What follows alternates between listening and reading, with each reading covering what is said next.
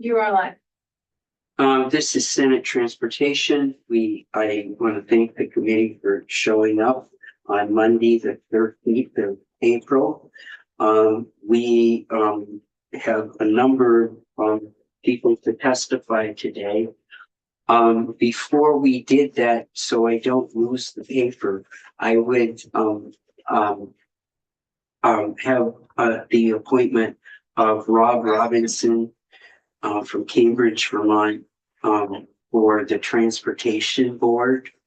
And my report back to you is, yes, he would like to do it. He's been doing it since April. He has a very, very, very long resume. I know him a little.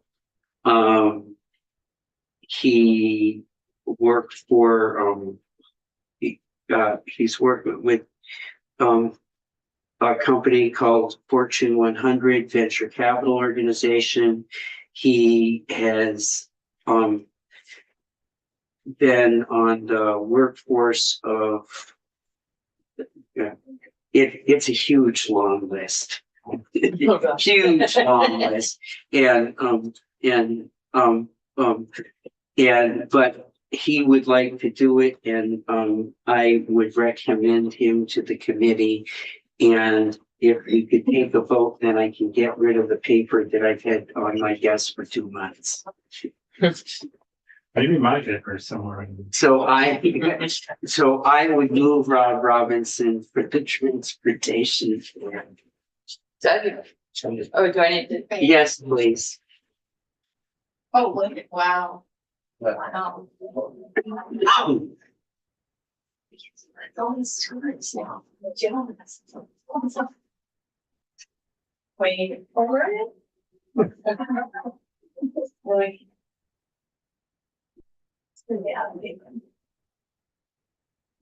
Well, we could vote at the end too. I feel. Oh yeah. Okay. Approval. Sounds lovely. Thank you for doing that.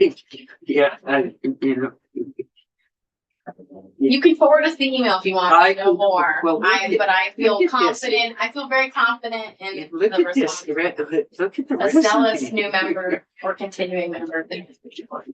Thank you. Oh, she's got it. Do you want to do it now? Yes, There could please. be a list of convictions too. Right. And then Rob. Rob Robinson. Okay, so this is to confirm the appointment of Rob Robinson to the Transportation Board. For a term from March 7th, 2025 to February 29th, 2028. 2025 to, I'm sorry, February February 29th, 2028. 20. Okay, great. So I will call the vote. Senator Biden, Yes. Senator Harrison, yes. Senator Perchlik, Yes. Senator White, Yes. Senator, and the chair. Yes, Okay, so it's 5-0-0. perfect. Thank you. And thank you, Anthony, for being here. We are now talking about the EV sections, and we had 2 sections that we've added into the draft. There were a couple of other suggestions that were suggested, but we wanted to get you in the chair and give you a chance to say something about it. Appreciate that. I'm gonna put myself on timer because I know you're working extra duty today and there's a bunch of other people behind me, but thank you. For the record, Anthony Arduino. I am here on behalf of Conservation Law Foundation. But I should also say that it's been my pleasure to work in collaboration with the Vermont Natural Resources Council and Vermont Public Interest Research Group, all of whom share a deep commitment to decarbonization, reduction of greenhouse gas emissions from in-state sources, and enhancement of consumer opportunities in the EV section. And you're also going to hear from some representatives of the charging provider industry following me. And I want to thank them very much because the groups I just mentioned and myself, we have been in a dialogue with those industry representatives for several months. And I think we are fairly closely aligned on the policy I'm going to talk to you about today, although there might be some competing red lines by the time we're done talking. So as you have probably heard many times before, Vermont's transportation sector is the largest in-state source of planet warming greenhouse gas emissions. And for that reason, our climate action plan rightly targets major reductions in emissions by substantially increasing the number of vehicles on Vermont roads. Many Vermonters have already made the switch, driving all electric vehicles or plug-in hybrids. I know that's true for a couple members of this committee. Thank you for that.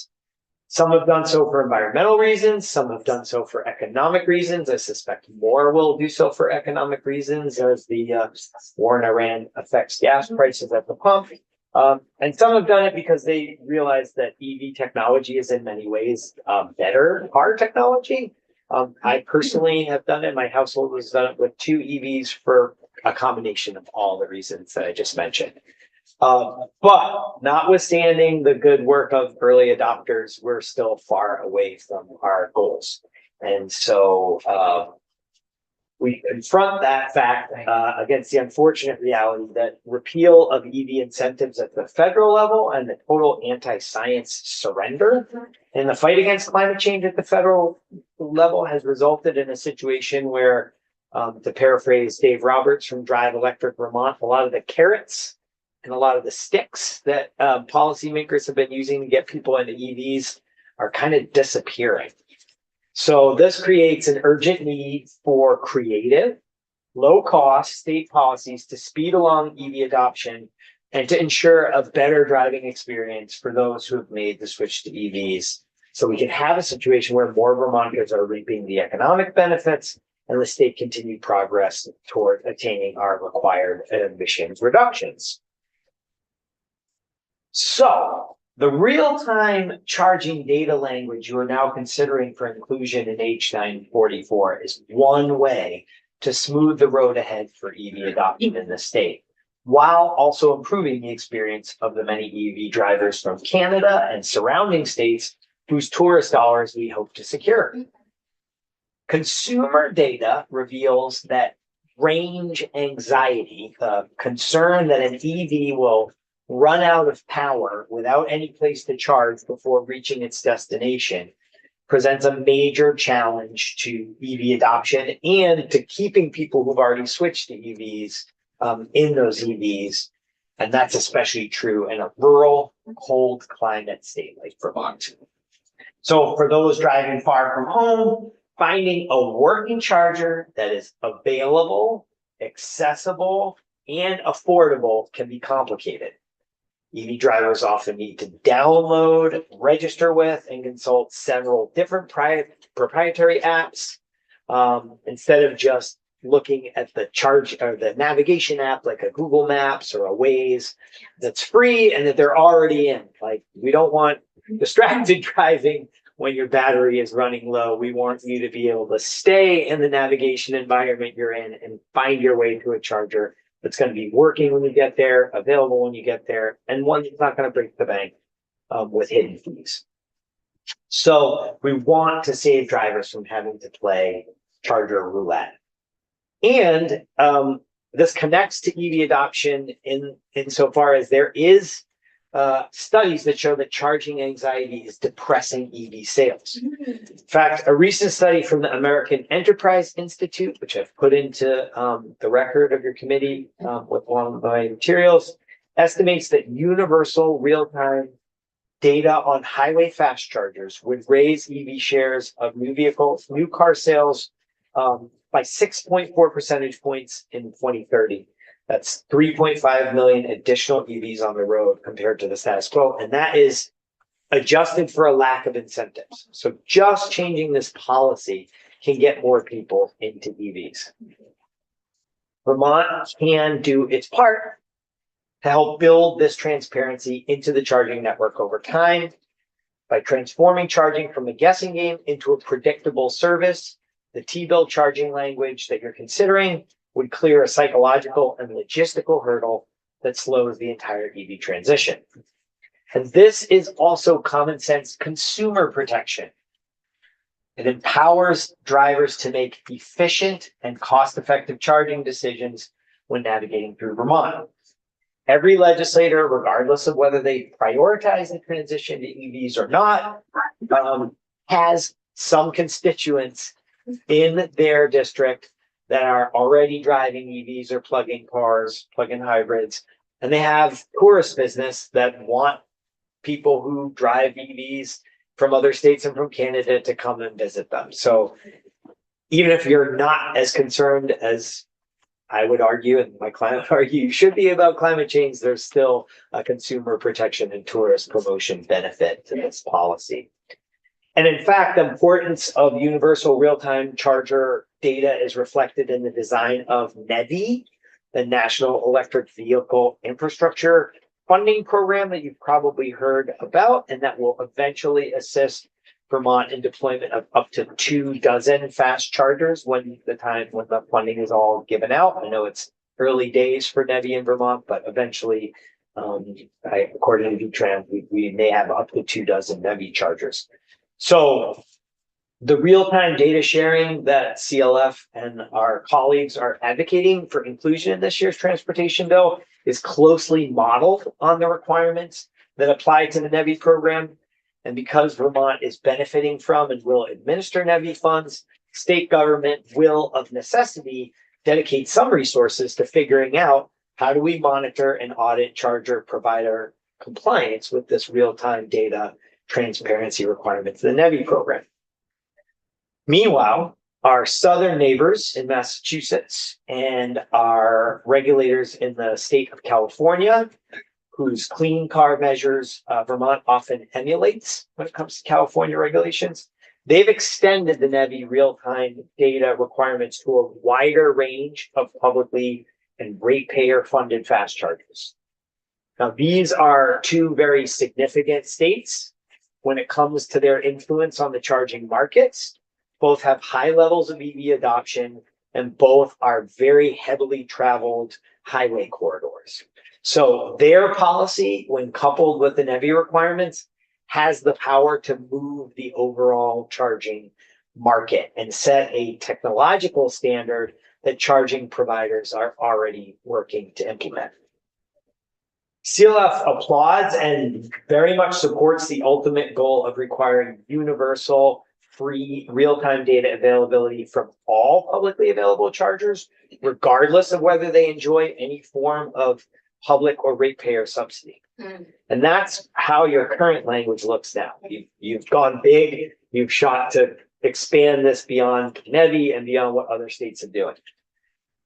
At the same time, though, we are mindful of the fact that the most pressing need for Vermont in this moment is to have more chargers built everywhere by every charging provider, and that there's going to be a learning curve for this kind of requirement with both industry and the state government regulators who will have to make sure that it's working right. So for that reason, I am comfortable recommending today that Vermont could start by following, but not surpassing our sister states when it comes to a phased rollout of this important policy. So one way to accomplish this phased objective would be to adopt California's regulations in statute. And those regulations, as I understand them, are nearly identical to NEVI. I think the one difference is, and it's an important difference, California's regulations require 1 minute intervals. That's their definition of real time. Mr. Chair. Yes, go ahead. I know you haven't seen the most recent draft that we got yesterday from Damien unless it's been posted. I'm just wondering, is this the language that's already in the what Representative Pouch had introduced on his side? Is that the same as the California regulations? Okay. Yeah, it's different. And this comes in part from our conversation with the folks that will follow me afterwards. Okay.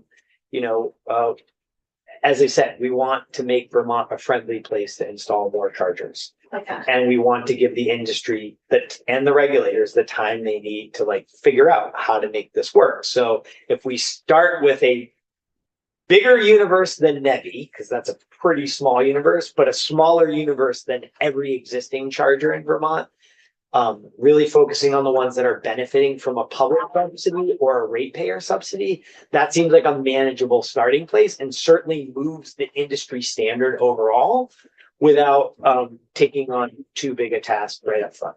Okay. So the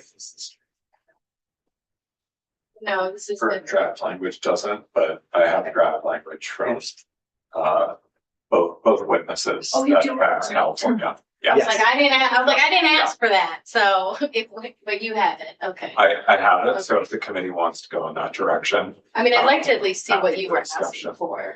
yeah, my impression is that the two drafts are very similar. There may be a couple of Okay, little we'll differences. make a comparison. yeah, we tried very hard to come to consensus and then we said, well, it's gonna be up to the committee anyways, so let's present our respective views and let the committee debate which is best policy. But I think we worked really, knowing that your time is short, I think we've worked really hard to narrow the variance between the positions. And I think it's also reflects a shared goal that like the charging providers realize that like making sure that drivers know where their chargers are and whether they're working and available is good for charging providers as well as for drivers. So there you have that. And it also is picking up on Senator Pertzliff's suggestion from your earlier session that if we can save having to tag one of our state agencies to come up with and write a rule, that's like a big savings in cost and time. You know, like rulemaking, as you know, it's a very involved process. And if another state has set a standard that the industry's already comfortable following, like why not benefit from the work that's already been done? So I think we just covered that. The universe of charger this should apply to, and I don't know if Damien has, I can give this to him, but we want to look at something that's closer to the Massachusetts regulation, and that would be publicly funded and available charging stations would be a public electric vehicle charging station that has received or expects to receive a grant, loan, or other incentive from a federal or state government source, or from funds provided by Vermont retail electricity providers, and that is located in a publicly available parking space. I want to emphasize this Vermont retail electricity providers piece, and I will note that we have talked a little bit to GMP and Burlington Electric about this. Vermont has a number of funding streams that are public and ratepayer funding streams supporting the deployment of publicly available charging stations. These include not just NEVI, but also I understand ACCD gets some money to put out for public charging. That comes from the infrastructure charge that EV drivers are paying when they register, but also our Vermont electric utilities under tier 3 of our renewable energy standard. They have an obligation to help their customers reduce fossil fuel use. And one of the ways that these utilities have been fulfilling that obligation has been funding the deployment of fast chargers, level 3 fast chargers. I've seen data that says GMP has been incentivizing this deployment, and that there's been at least 9 stations, fast charging stations over the last 2 years that GMP has worked to help install. So given that our ratepayers are investing in this, it seems like publicly funded and ratepayer funded would be a great place for us to start increasing the transparency and pushing the market overall in this direction. Now, California, even though their regulation has been on the books for a while, they are not making this mandatory for their universe of publicly funded and ratepayer funded chargers until September of 2026. We think that'd be a reasonable place to start for Vermont with like new installations and refurbishments. So if you're going back and, oh, that's my time, so I'm gonna wrap up here. But we think that's a good starting place. And eventually what we expect to happen as the industry gets comfortable with this, if the technology comes online, older stations will be upgraded to this capability. We have a number of agencies that are cooperating in the rollout of EV charging, and I'm mindful, having spoken to the Agency of Transportation and heard their concerns voiced in the earlier session, that they do not want to become the one-stop regulator for this responsibility. So I think it would be reasonable for you to empower, but not necessarily require, every state agency that has a funding stream to be involved in auditing the chargers that are paid for with their funding stream. So if it's ACCD, they can look after their chargers. If it's VTrans, they can look after their chargers. If it's electric utilities, DPS can look after the ones that are being funded with Tier 3 dollars, so that it's not all landing on one agency. And also, because it is a climate goal, you can involve the ANR Office of Climate, which is a clearinghouse, and could work to help foster collaboration among all those different state agencies so that it's not a big responsibility out of the gate. And again, if you take, as Senator Perch suggested, the rulemaking off the table, it allows for that interagency collaboration without overload of any particular agency. So I'm going to stop there for any questions, but express my great appreciation for the committee taking this up. Your House committee members had a lot of support for this, but ultimately ran out of time. I know you all are hustling and time is short, and I hope that the effort that my environmental advocacy partners have made with industry to try and get you something that's as close to consensus as we can will speed this along to inclusion, and appreciate your time today. And I will be around throughout most of the rest of the week. Tomorrow, unfortunately, I may miss most of your session because I have to help defend the state against the Trump administration's request for our election data that will be. Do that. Yeah, will be in there. court. Yeah. I'll be here early in the morning. I have to be in Rutland Courthouse, but I think many senators know how to reach me. And Damien also has my email as you move forward with this. So thank you so much. Thank you. Thank you. Thank you. Emily? Great. Hi, can everyone hear me okay? Yeah, Ken. Okay, great. Good afternoon, Chair Westman, members of the committee. Thanks so much for the opportunity to testify. I'm Emily Kelly, the Director of U.S. Public Policy at ChargePoint. ChargePoint is the largest EV charging network in North America. In Vermont, there are over 450 public ports on the ChargePoint network.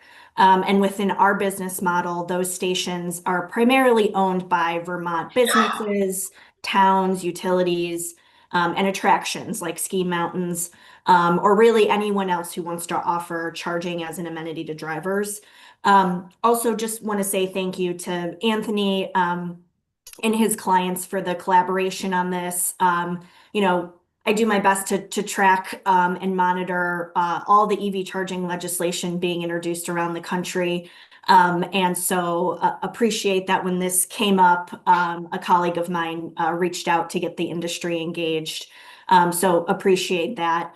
And mainly, I'm here to express our support for the redlined amendments that we've crafted for this bill. I believe I sent those over. I'm not sure if you've seen them exactly, but we think that these amendments strike the right balance between improving transparency for drivers and ensuring the requirements are workable for charging station operators and network providers.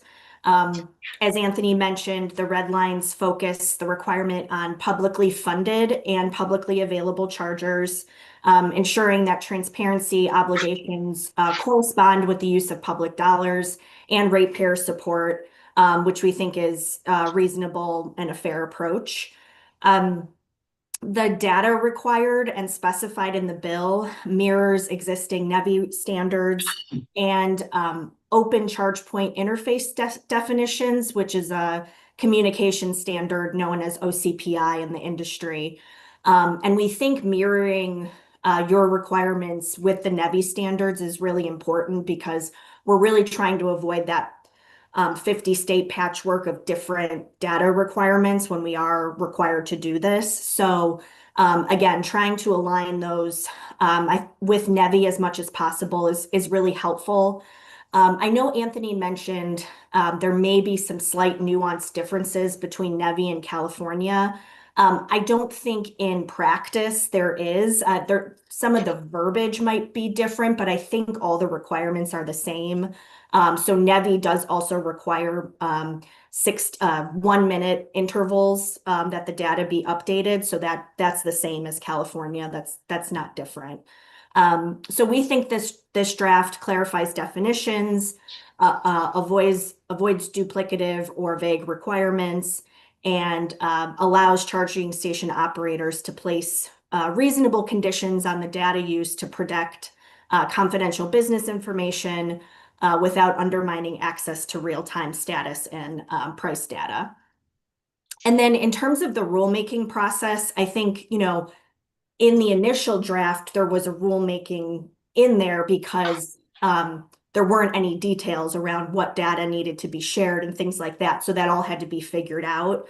I agree if you just align it with the data requirements in NEVI, a rulemaking probably isn't necessary. But I will just say, from our perspective, we think it'll be really important for obviously the agencies that are in charge of dispersing any incentive money. You know, they'll have to have obviously be monitoring and enforcing that the charge point operators are actually sharing this information and sharing it correctly. And then I'll say also from our perspective, with our business model, we don't always know when a station has received public funding or ratepayer funding. And this would, you know, this mandates the network has to share the data, which is fine. But we just sometimes we need help in the state letting us know which stations this applies to. So that's in the newer draft. And that would be very helpful if that could be made clear. So yeah, lastly, again, the amended language aligns with the federal standards. And although I can't speak for every charging network that deploys in Vermont, at least ChargePoint thinks this is the most logical approach if we want to avoid that 50 state by state patchwork. So for those reasons, I support the redlined amendments and urge the committee to take them into consideration as you guys decide on language moving forward. And then lastly, I'll just mention this, just so you guys are aware, the report that Anthony mentioned by the American Enterprise Report or whatever the title is, we know that, you know, they are, you know, flagging this as one solution potentially to solve some of these issues around data transparency and range anxiety. I'll just flag this is a very new and nascent solution that was identified again originally in NEVI, and you know California is going to start including it soon. Massachusetts has passed a bill about it, but they haven't implemented it yet. And so, you know, with all due respect to that report, we think there's some flaws in it, and we think that it again, the data that it takes into consideration is only from one app. So it doesn't give like a totally clear picture, I think, of what data is out there and available to drivers. So I'll just say, you know, again, my point is this is a new and nascent solution. Hopefully it helps with range anxiety. We want to be helpful in solving that problem, but we don't know yet if it's, you know, the solution to the problem. So I'll just kind of end with that. And, you know, hopefully as we collect more data and time goes by, we'll have a better sense if this is the right solution we should be using to solve some of these issues. So yeah, that's all I have. Thank you again. I'm happy to answer any questions you have. Any questions from the committee? You have a question from Senator White. Thank you so much, Ms. Kelly. We appreciate you coming in here. And as an EV driver with my little ChargePoint tap thing, Yeah. Very, very grateful for your network. Oh, I guess great. the question is more towards Damien, because now, if I'm understanding correctly, what we've heard from Anthony was a version of language that's different than what we're hearing from the ChargePoint folks. So we're going to be seeing both of those, and it sounds like the distinctions are closer to California. I guess I'd like to go over that and understand it. Yeah, That's right. so I've looked at the language from both of them briefly. I haven't gone word by word to compare. My understanding from looking at them is that they're extremely close. Oh, okay. There are some clear differences. And what I can do is draft it, and then I'll bracket for one or the other, you know, alternative language suggested by, Okay. and then let you go through that, and I don't work with the language, but I can do that. Yeah, tomorrow we're going to spend the whole day going through the whole draft with you. And if we can compare those, we can, And then my other question related to that is this is on top of already existing language that we have included in H 944 in the bill. We had 3 sections that we had gotten from you, Anthony, from Representative Pouch. We have 2 of those sections, if I'm understanding correctly, in the bill.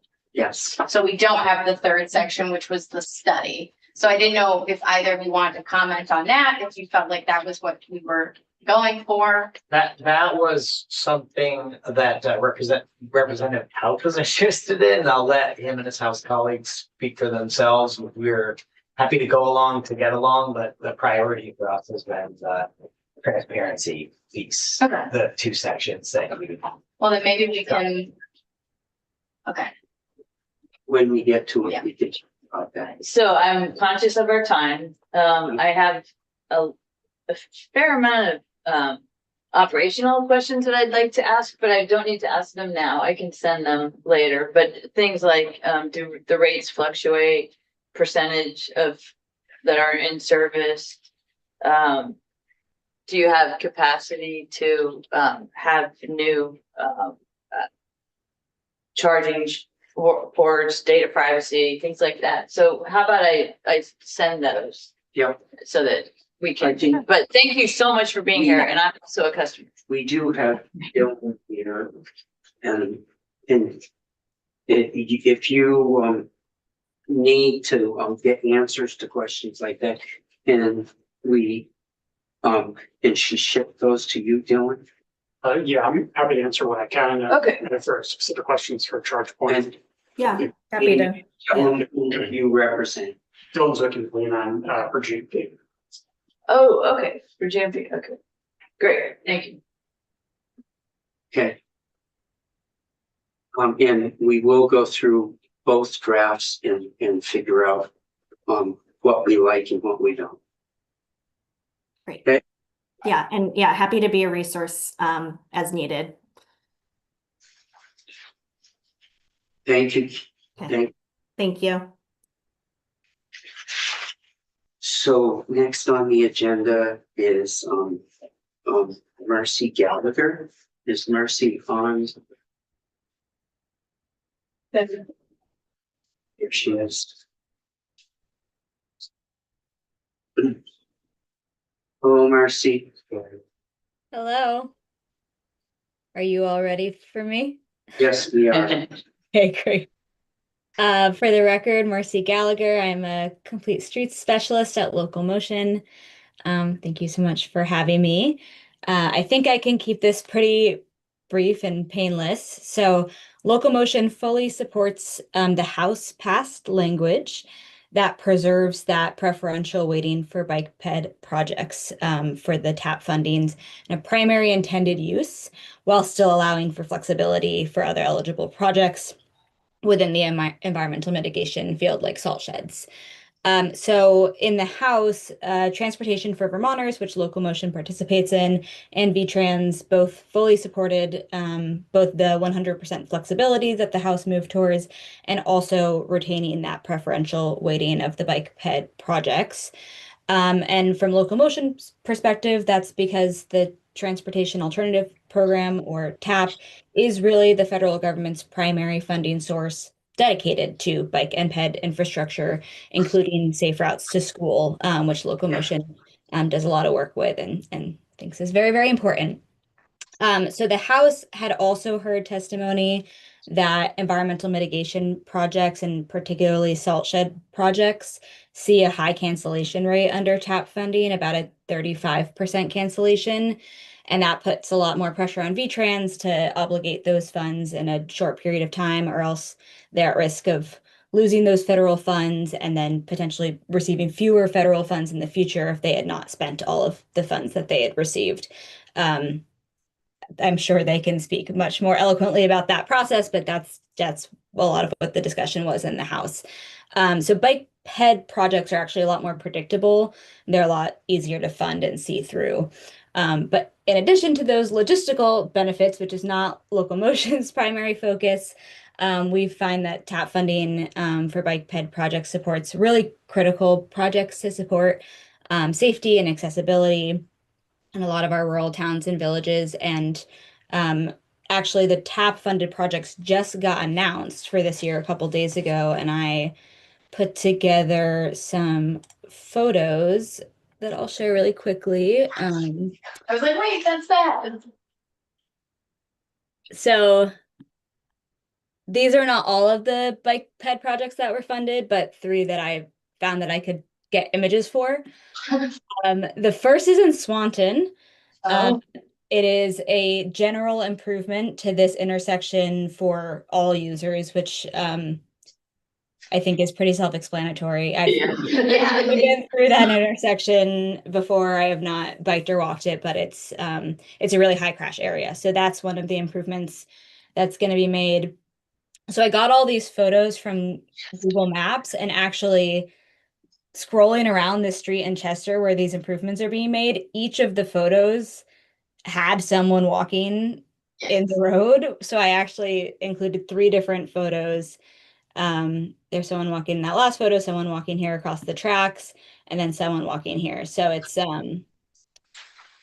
sidewalks, curb ramps, green strip, pedestrian lighting.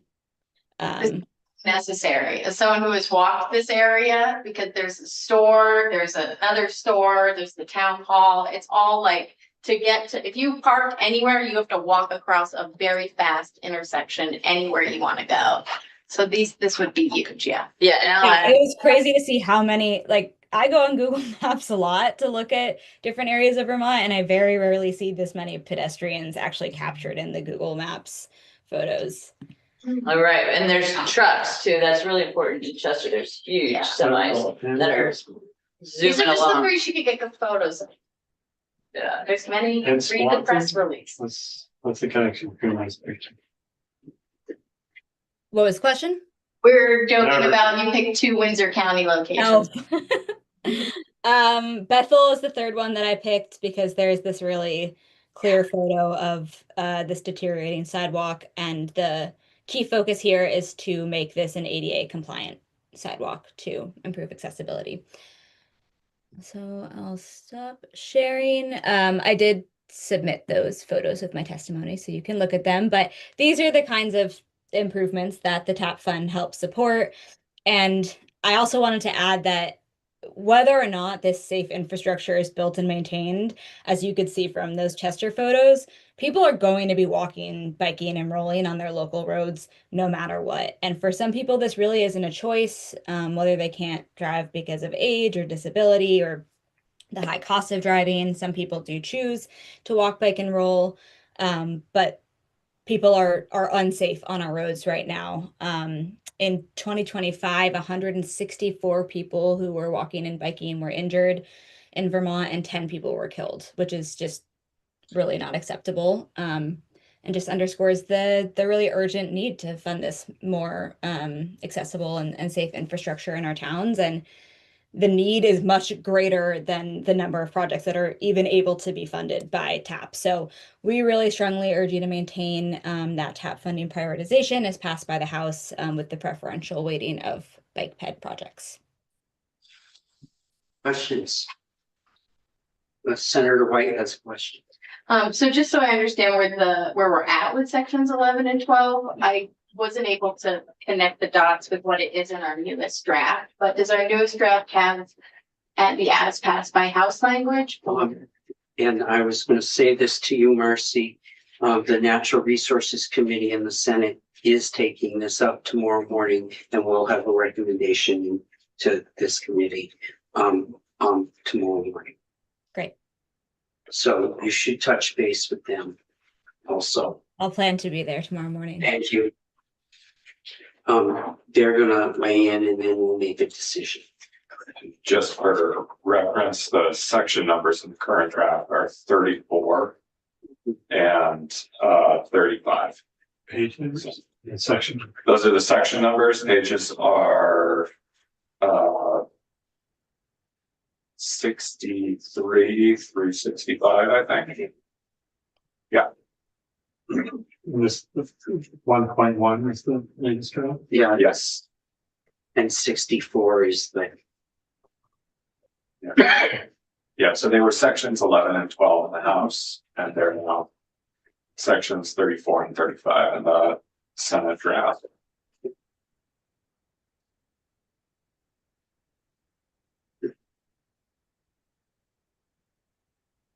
We are ahead of ourselves.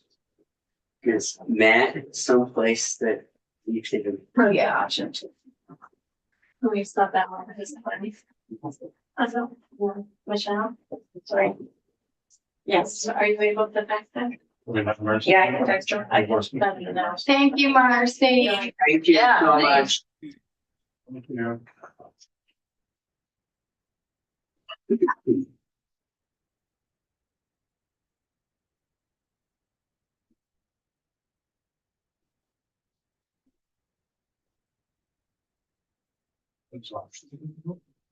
Yeah, so this is what he had wanted. This all. Oh, I see. Do you want to take a break or do you want When you No. you're in. He's on his way. Start He's phone. coming. He's coming, how long? No. Or- Yeah, Cool. 5 minutes. Take press. I think it's Sure. all right. All right, all right. Matt's, Just, it's all different. Matt's across the street, he's coming. Okay. We're 20 minutes early, so we'll take a little break.